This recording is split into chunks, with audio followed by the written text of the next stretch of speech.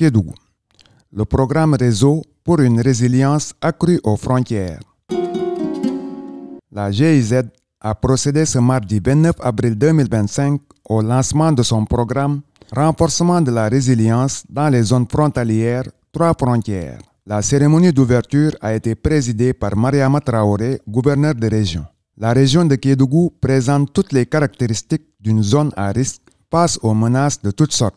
Kédougou, de par sa position géographique, sa diversité culturelle et son potentiel économique encore sous-exploité, représente à la fois une zone de vulnérabilité et d'opportunité.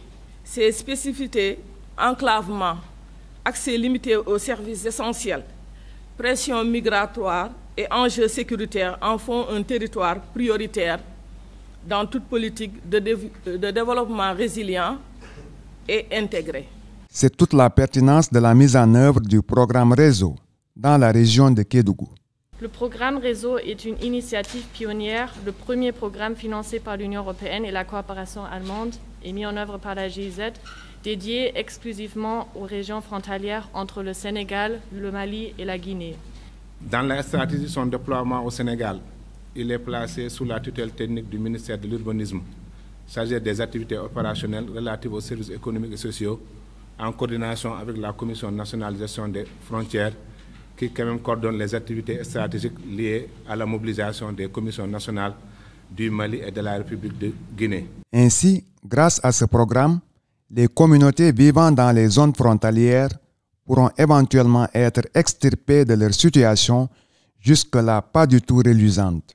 Ce programme stratégique, structuré autour de 3 composantes majeures, l'accès aux services économiques de base, l'accès aux services sociaux de base et la coopération transfrontalière, ambition de répondre aux défis multiformes qui se posent dans nos zones frontalières, en particulier ici dans la région de Kédougou.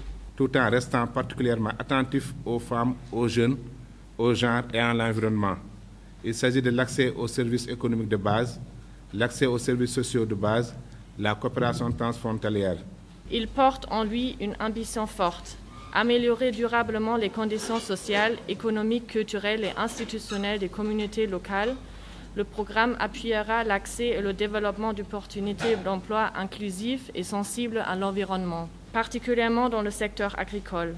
Il améliorera l'accès aux services de base et renforcera les collectivités locales et la coopération transfrontalière dans la zone frontalière commune au Sénégal, Mali et Guinée.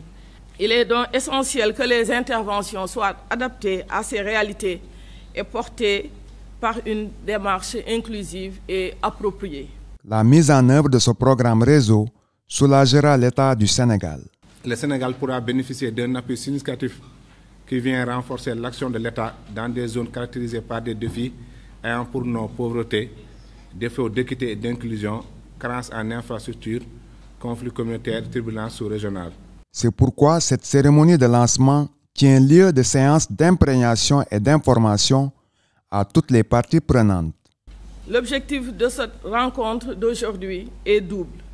D'une part, vous présenter de manière claire et détaillée les contours du programme, ses ambitions, ses axes d'intervention et sa stratégie de mise en œuvre. D'autre part, c'est d'échanger avec vous, acteurs étatiques, élus territoriaux, représentants des communautés, partenaires techniques et financiers, sociétés civiles, afin que vous puissiez apporter vos contributions, faire part de vos expériences, identifier les priorités locales et formuler des recommandations concrètes pour orienter efficacement les prochaines étapes du programme.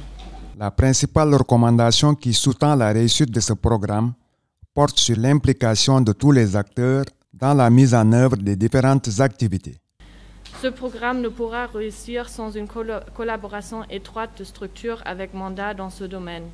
Les structures de formation professionnelle, acteurs de la création d'emplois, administrations régionales et communales, groupements locaux de coopération transfrontalière, secteur privé, organisations de la société civile.